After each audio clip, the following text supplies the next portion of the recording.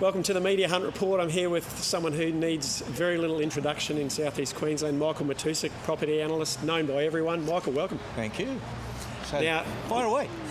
Now, we have a big crisis going on. We've got massive migration into South East Queensland, not enough housing.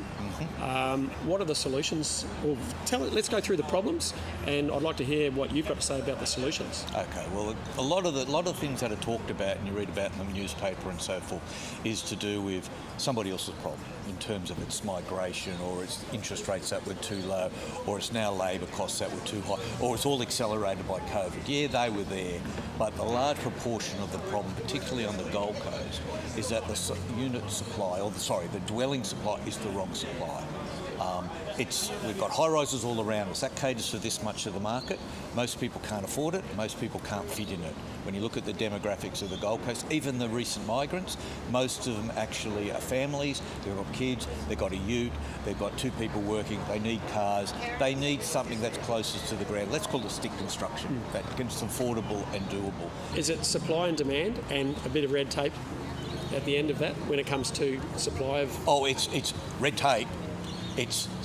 Therefore there is supply of that stock and the demand is there.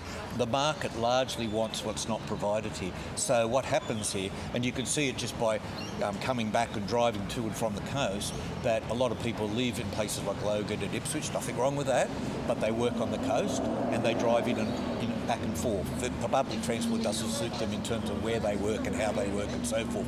If we can provide the right stock either closer to the hubs or even in the Coomeras and all those type of areas, the developers will provide it, the market wants it. It's just very hard to do that. For example, only 6% of the land supply on the Gold Coast is under 450 square metres.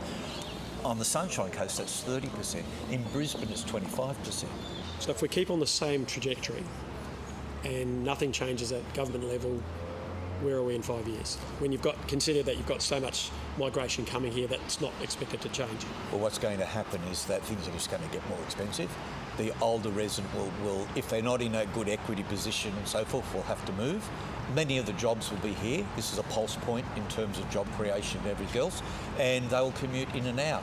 And that, I think, will be worse because of traffic and congestion and time on roads and all those type of things. So I think we need to provide this housing. We needed to provide it a decade ago, but we need to provide it post-war.